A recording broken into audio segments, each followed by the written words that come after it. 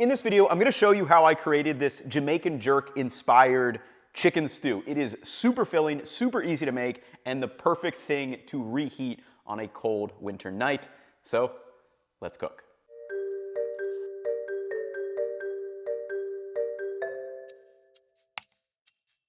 So one of the ways that I like to have some fun in the kitchen is just to take some pretty classic recipes aromatic profile and then change up the form factor, which is, what we're gonna do here with basically Jamaican Jerk inspired.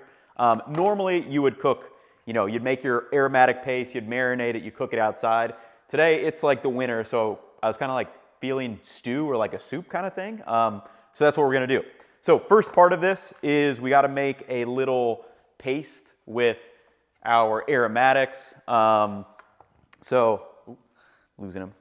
So for these, I'm gonna roughly just chop them up and then probably just throw everything in a blender and we'll make kind of the paste, and then we'll sear up the chicken up here and then kind of just throw it on the stove. Again, I feel like that's what's kind of the fun part about cooking is, take inspiration from other classic dishes that are already really good, take those aroma profiles, but feel free to whatever you're in the mood for. I'm in the mood for stew, so that's what I'm gonna make.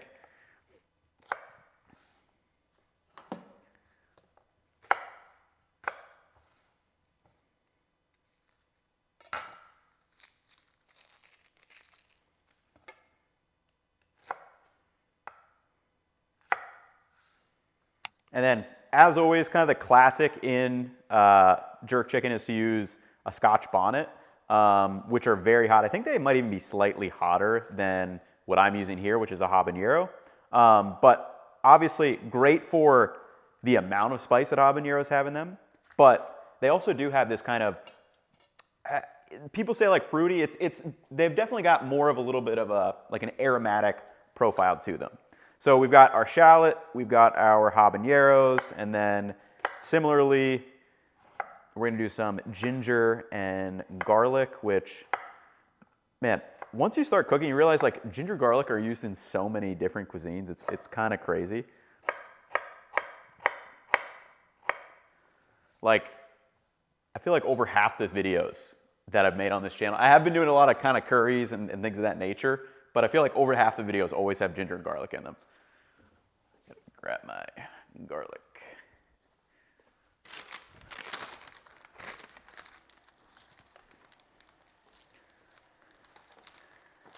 And this is actually some garlic from my brother's garden. He did a couple different varieties. I think this one, what does this one say on the bag?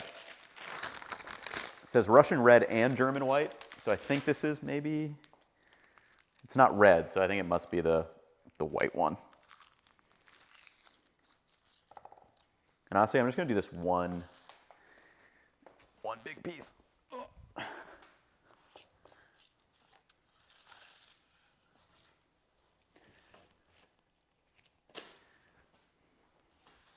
Wipe it to the floor.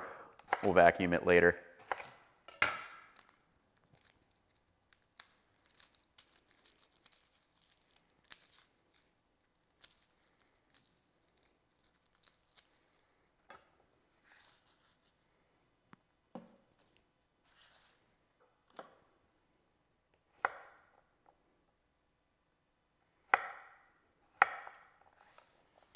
Okay, so we got our aromatics there.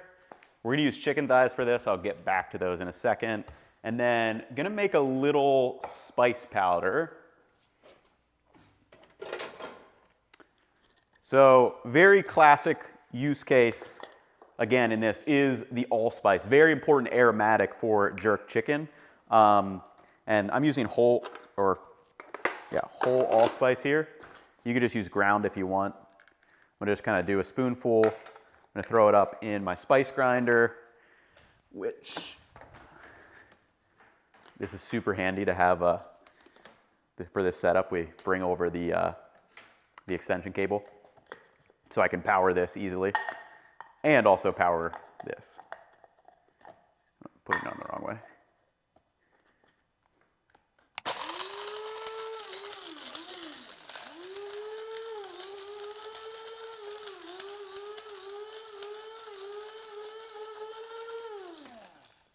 Okay. So super unique aroma that allspice has. I don't know exactly. It's almost like, kind of like a mixture of clove and some like black pepper-ish vibes. I don't know. It's hard. It's always hard to describe exactly what the smell is. And then again, I'm just kind of riffing. I found this kind of this coconut curry powder. It seemed like a good fit for a recipe like this. So I'm going to do roughly 1 part of that. So equal parts to the allspice and the curry powder. I unplug this.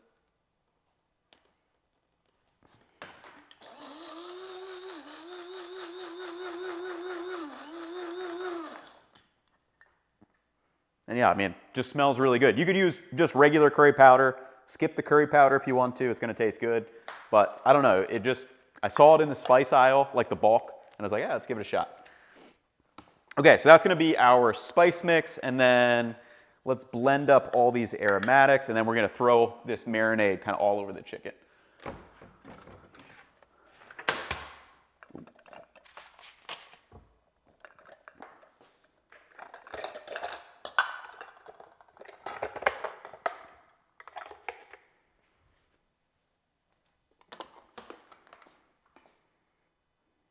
This thing's really getting its uses out today. All right.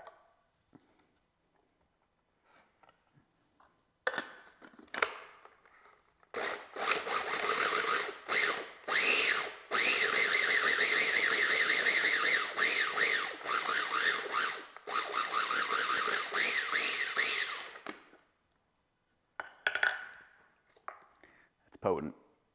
Definitely potent. Okay, so we've got our aromatics. Oh man, I can feel it. I can feel it starting to hit. I might sneeze. Okay, so just gonna toss this in here for now, I guess. Throw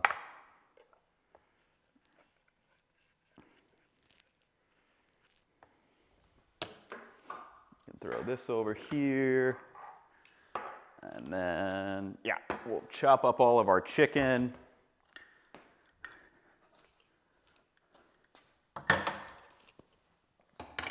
Probably get this started over there. Obviously, you could add as many habaneros as you want. This one, 2 feels, I think, a good amount.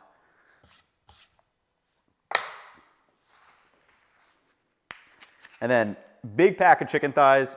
Chicken thighs are such a great budget item. Like this whole pack was like $10 or something, which is like a ton.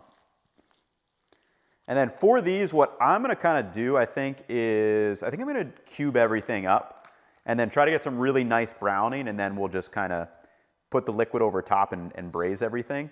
And these are a little bit slightly frozen, which is fine. So just doing a pretty rough chop into, I don't know, a cube. I feel like cubes are kind of a good stew size. And I'm also gonna add some potatoes to this, which is kind of gonna be the main vegetable. And I'm thinking I'm gonna add some peas as well, just for a little bit of color. Because like another classic thing, I think it's rice and peas, but I think it's really like kind of kidney beans, not regular peas. But I don't know, I feel like peas are gonna go well in this type of stew.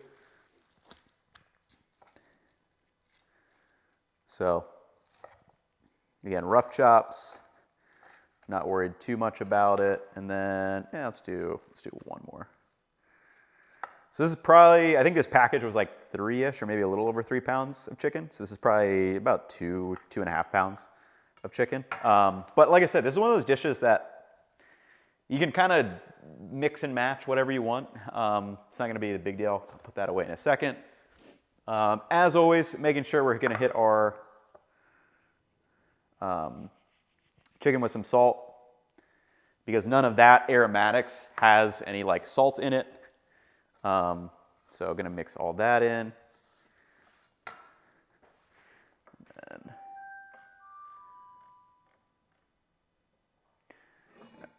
And then I think I'm just gonna mix everything on the cutting board, since I've got to wash the cutting board anyway. I'm gonna bring everything out, and just massage it in here, and then we'll sear it over really high heat. Get some nice browned bits, and then we'll throw all over a little bit of, I'm gonna do coconut milk, and a little bit of, I'll do a mix of coconut milk and some broth. Okay. So, good amount of oil in there. It's probably, I don't know, 30-ish grams or so. Gonna throw away this. Start getting some of those dishes away.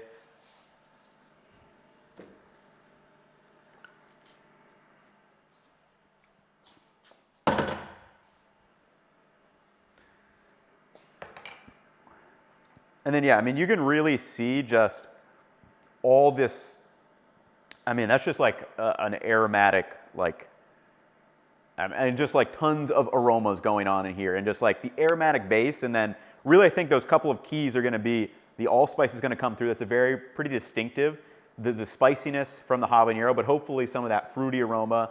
Obviously you kind of have the base of like the garlic, the onions, the ginger in there.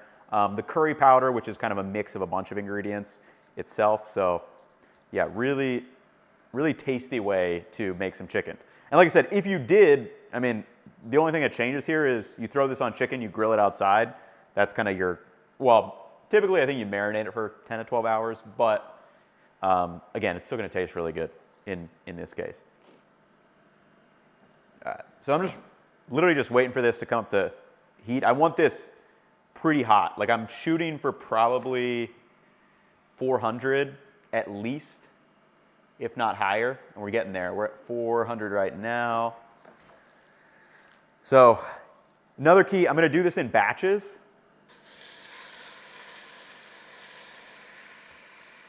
And make sure we have enough space to really let everything sear on one side. Like this is a big mistake that a lot of home cooks will do, is just, I mean, it's again, not a mistake. It's just, you're not able to get as good browning as if you do it in batches and just let it sit there. Don't touch it, just let it sit. We're gonna crust everything up on the bottom. We're gonna pull that out, and then we'll throw in the second batch. Just develop a little bit more of that aroma from the browning that is gonna yield a slightly different, slightly different impact in the final product. Do you have to do this? No, there are no rules. You don't have to do anything in cooking really, but one of those little things that does kind of develop those levels and layers of flavor throughout something like a stew.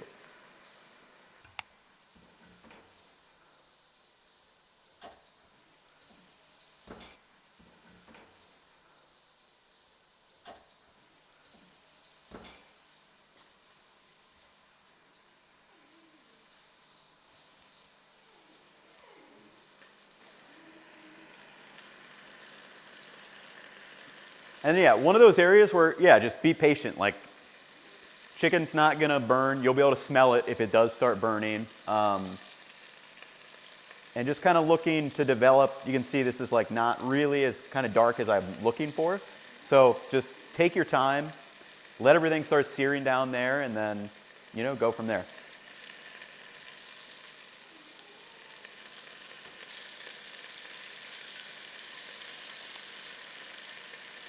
Give it a stir.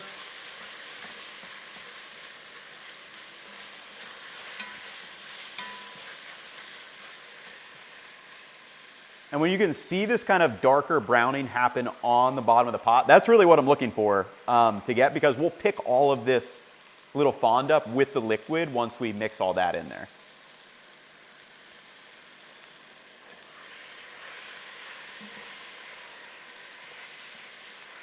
All right, then like I said, we gotta wash this cutting board anyway, so I'm not too worried about just bringing it, like this chicken's not fully cooked through, and I don't really want it to be at this stage.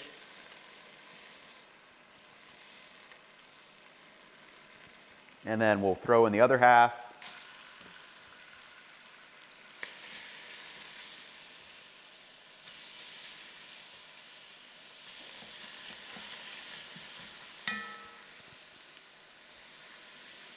And I'll finally wash this hand now that we don't need it.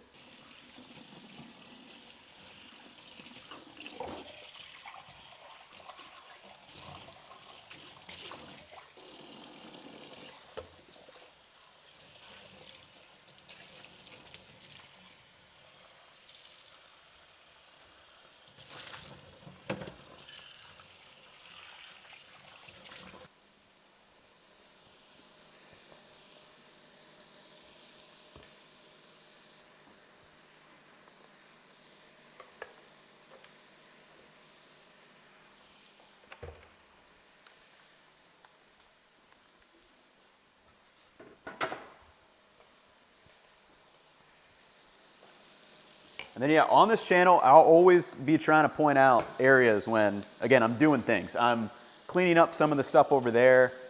I'm, gonna do my coconut oil over here.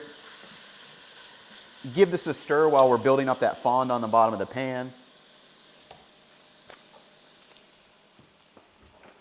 Putting spices away, just finding those little pockets of time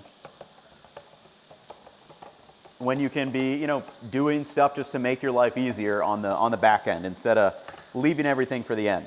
Unless you have an agreement where like someone does your dishes, which I've had in the past. Like in the college days, like I would do the cooking and then not have to worry about dishes. It's a nice arrangement. But if you do need to do your own dishes, like I think most people do, or even if you do someone helping with your dishes, I bet they would appreciate it too if you do a little bit of this cleanup yourself.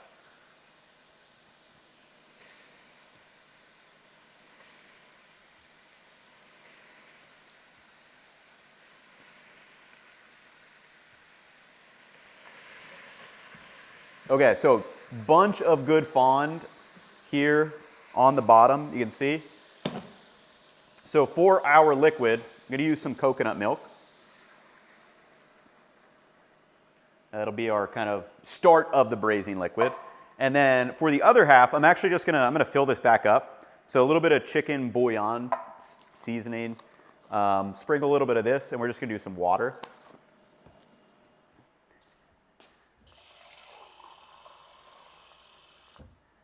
So I think I'm gonna do, just knowing that I'm also gonna be adding in some potatoes to this. I'm gonna do, I think, 2 cans of water, 1 can of the actual coconut milk, just because I am gonna add those potatoes, so I know there's some more space in there. Ooh, and then I did forget, a little splash of vinegar, just give a little bit of that sour twang. And then a little bit of soy sauce as well for a little bit of a darker color. So, gonna use a little bit of dark soy sauce.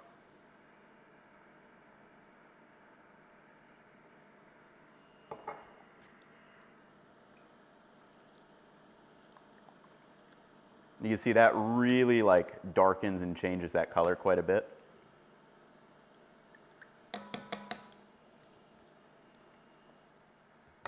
Okay, then what I'm gonna do now is just toss this on the stove for probably 20 to 30 minutes. Then I'm gonna chop up and add the potatoes and then let that cook down to cook the potatoes. But for the meantime, I just kind of wanna cook this chicken first, and then we'll add the potatoes more towards the end.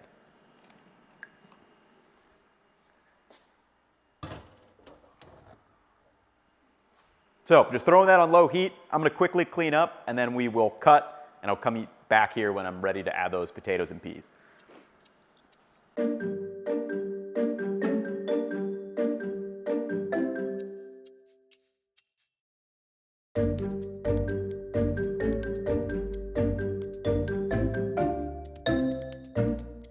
Okay, so like I said, this has been cooking for probably about 20, 30 minutes.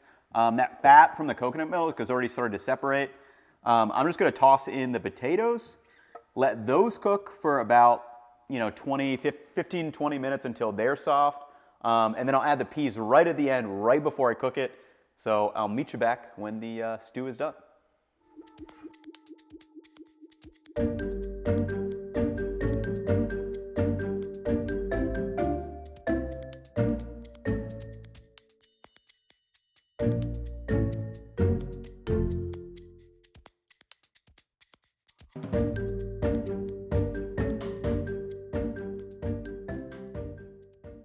Okay, so I'm actually exhausted, but this is about to fully bring me back to life here. Got done playing some Ultimate Frisbee, a couple games this afternoon.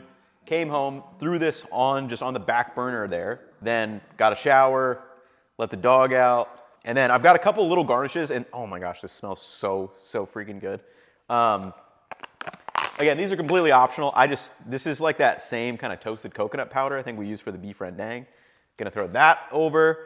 I had some really sad looking scallions, so I'm like, let's throw those over. And then I think I'm just gonna put a squeeze of lime, little acidity to help, because this is like a pretty rich stew. We have the chicken thighs in there, the coconut milk. And I mean, dude, this looks and smells incredible. Let's check on the spice level.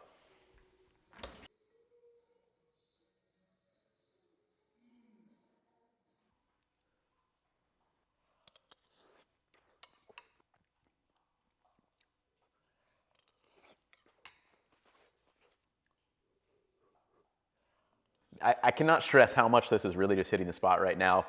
I'm gonna go immediately curl up on the couch. But yeah, the spiciness level is really nice, kind of lingers around on your tongue. So 2 habaneros if you like that. If you want it really spicy, I think you could go 3. If you're a little worried about the spice, maybe go 1 or maybe half of a habanero. But man, the flavors on that, it's coconutty.